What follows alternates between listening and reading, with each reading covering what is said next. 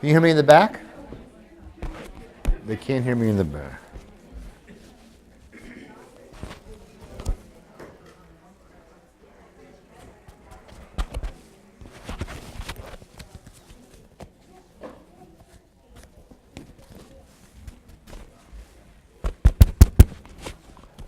Now can you hear me in the back?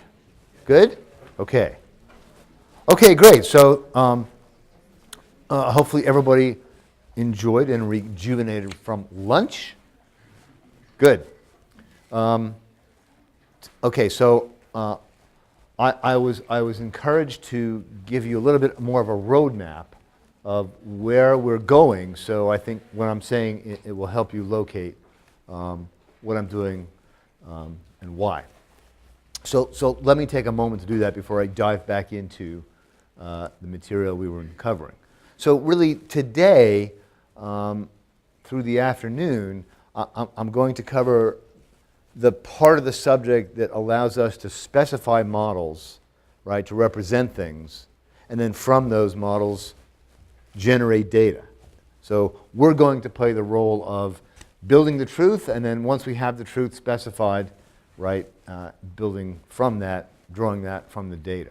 And that involves what we did this morning, which is representing and modeling systems, and then what we're going to get to in a few minutes, which is, well, once we actually have some data, right, and we have models we think, right, might represent that data, what would it look like to estimate the parameters of those models, and how would we do inference on those parameters given we could do that?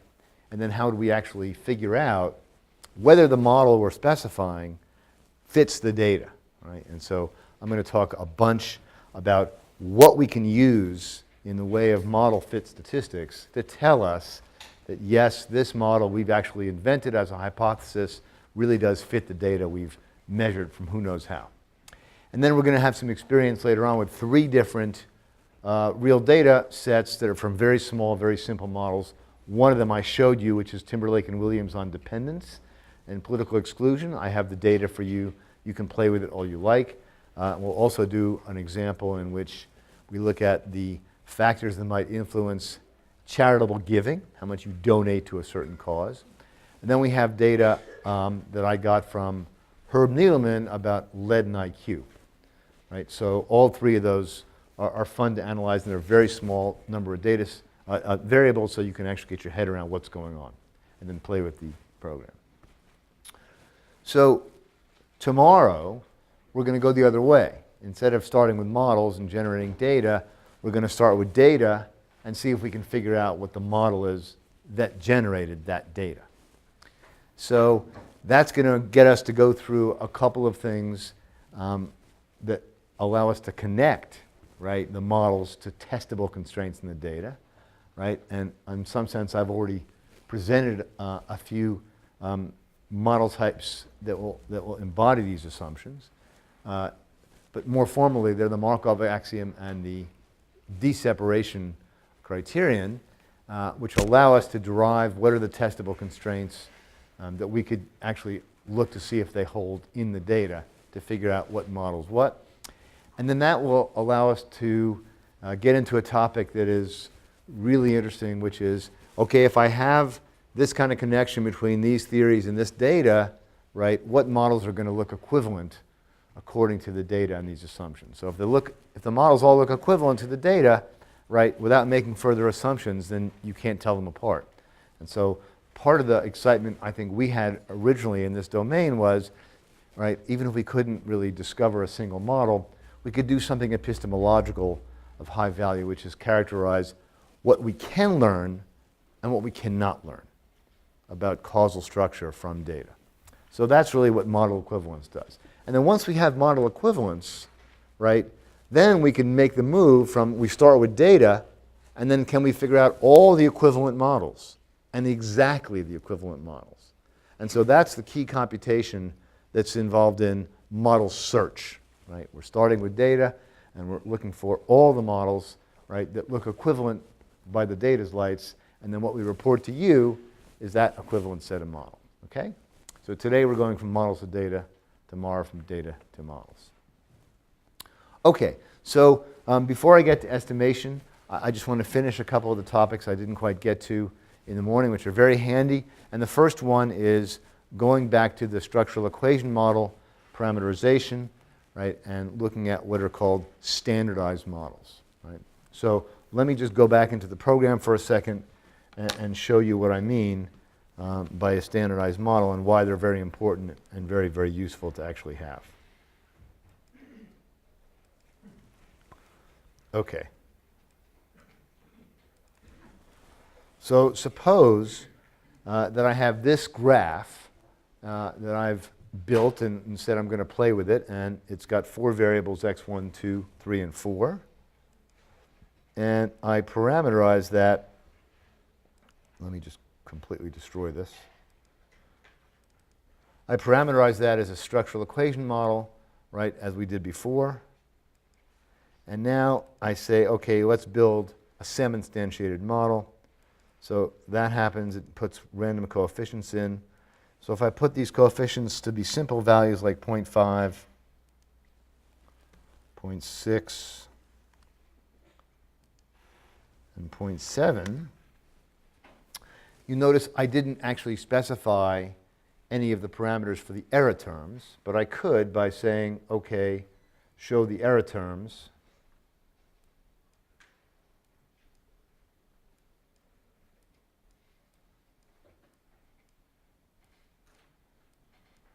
What that little number says, even if you can't see it in the back, the thing I'm pointing at says 1.6853.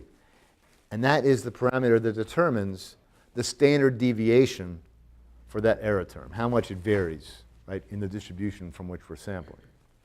Now, because that standard deviation is 0.1683, and the only thing that it affects is x1, then the standard deviation of x1 is 1.683. It's the same thing. But that's not true with x3.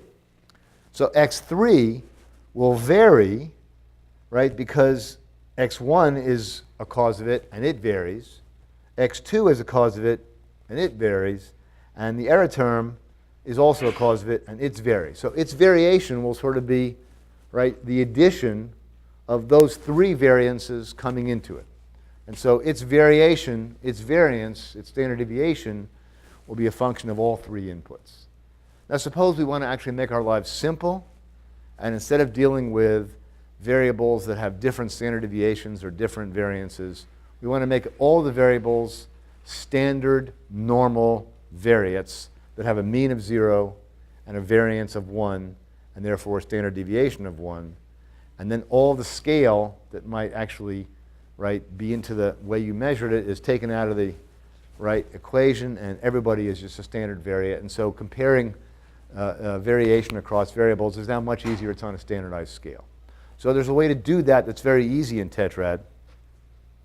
And what you do is you say, take another instantiated model and put this regular one into that, and then say for this one, standardize SEM instantiated model. And then why that happens, that is a little bug. Let me say hide the error terms. Maybe that works now. Okay. So you will notice, if you can read it, and if you can't, I will point to it, that in the regular SEM, the coefficients are 0.5, 0.6, and 0.7, which is what I set. But in the standardized SEM, they're 0.53, 0.4, and 0.49. And the reason that's the case is because in the standardized SEM, the coefficients and the error variances are computed so that each of the variates has a variance of 1 and a standard deviation of 1. Okay? So these are what are called standardized coefficients. Now, a way to get at why this is worth doing is, in each of these models that you've specified, you can go to what's called the implied matrices. So this is the implied covariance matrix. And on the diagonal is the variance of each variable that you have set in place because of building the model as the way you did. So the variance of x1 is 2.84, the variance of x2 is 1.14, etc., etc. If I go to the standardized model, and I do the same thing, right, the implied covariance matrix will have a variance of 1 for each variable, because that's what a standardized model is. Okay? And now, if I go back to the regular model, and I say instead of the implied covariance matrix, I say the implied correlation matrix, right, it's going to be the same thing as the covariance matrix in the standardized model, and the covariance matrix and the correlation matrix in the standardized model are the same thing. So you're just converting everything to correlations and unit deviates to take all the scale out of it and make your life really simple. Okay? That's a very handy thing because I find when I'm setting these parameters and they're not standardized, I don't know what I'm really doing to try to compare. Like, if I'm making one coefficient twice as big as another and they're not standardized, it doesn't really mean what I think it means. If you standardize the model, it really means what you think it means. Okay? That all clear? Okay. And of course, if I generate data, right, from either model, it's going to have the same population correlation matrix, but not necessarily the same sample correlation matrix. All right. So that's all I wanted to say about SEMs and standardized SEMs, and I invite you to go ahead and play with that if you want.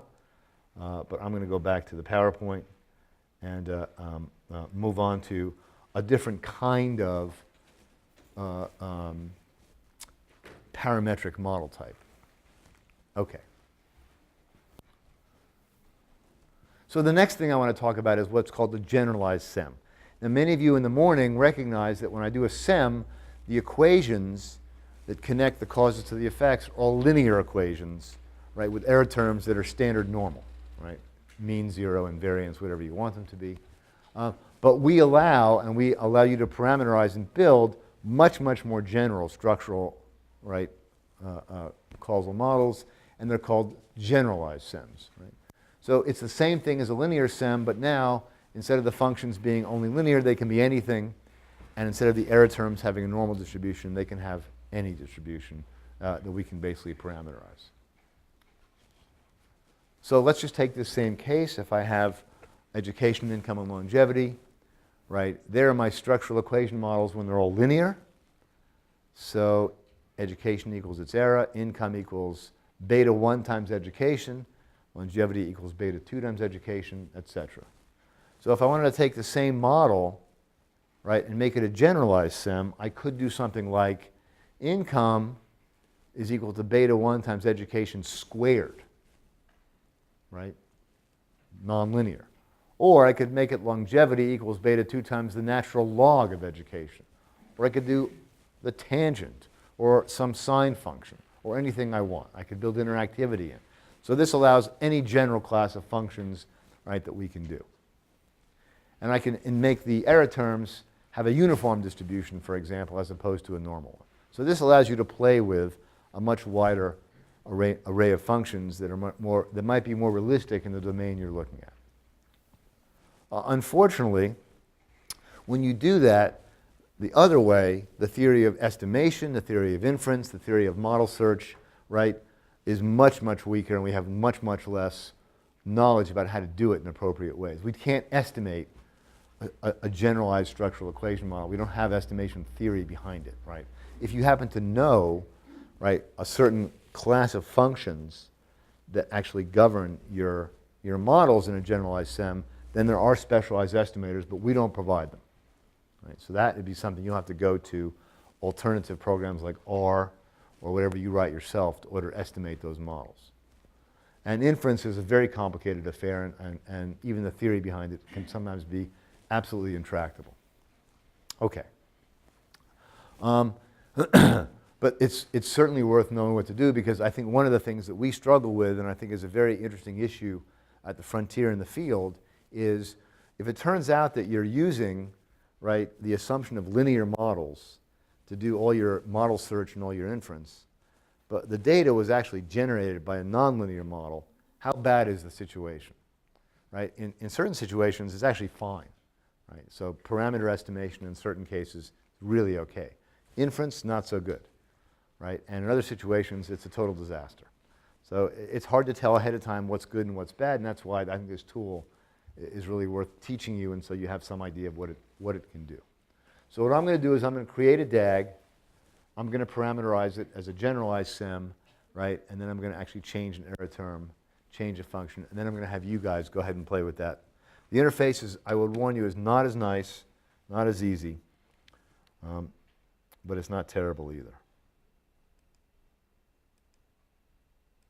Okay, so if I have the same graph I had before, and I want to make this into a generalized SEM, right, what's the first thing I should do?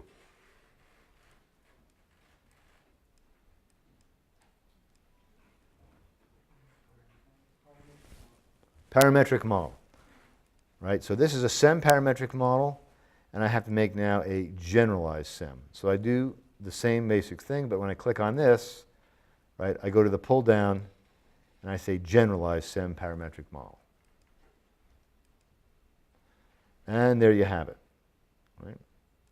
And if I go to the instantiated model and put that in there, right, it's going to have the same parametric functions, but now I get to put in the parameters, the parameter values. So in this box, I'm getting a depiction of part of the parametric model. So it says x1 is equal to its error, x2 is equal to its error, x3 is the linear function. So it's really starting me out with the same linear structural equation model that the previous SEM version gives me. But now I can change it. So for example, if I want to click on this guy and change the distribution from normal, right, to make it uniform, I can just go ahead and edit it and make it uniform, and I can set the lower bound at 0, but make the upper bound a parameter that I'm going to have to specify a value for later on. Okay, so if I do that, then you can see this particular term switches from, right, normal to uniform. Okay, so yeah. Is it possible to create custom functions here, or are we restricted to the? Joe, how much room? He wants to know if they can customize the distributions and the functions. Yeah, sure. Yeah. So let me go into a little bit, and then you can see a little bit more. Okay. So that's how to change an error distribution, right? And if I want to change an equation, for example, let's say I want to make x3 have some interactivity. I click on that equation, and then I put my cursor in here, and I say, let's add a term, which is plus, right? And then I might say beta 9 times x1 times x2. Okay? So now that's allowing me to express interactivity of x1 times x2 in addition to the regular main effects of x1 and x2. So if I click that, I get a new equation. If I want to make this equation nonlinear, I might say, okay, let's make x2, right, a square, and I might insert x2 like this, or I might do something like go up arrow. So that is the way we represent beta 3 times x2 squared. Little primitive, but it'll do the work. Okay? So now I have a model in which I have an interactive term, a uniform distribution for the error, and a square term in one of the equations. Right? And the list of possible functions one can do, right, is pretty large. So if I say plus, where's my other expressions? So here are the list of different things. I have arc10, I have log10, I round off, I can do a floor, I can do an absolute, I can do an or logical, greater than or equal to. So there's quite a large set of regular functions, and from these you can pretty much compose anything you want within, reasonable bounds. Okay?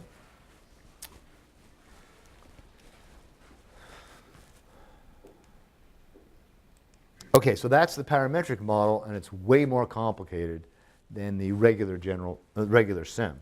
Now the instantiated model is just what you'd expect, right? Instead of those beta 1, beta 2s, there are actual numbers being put in there.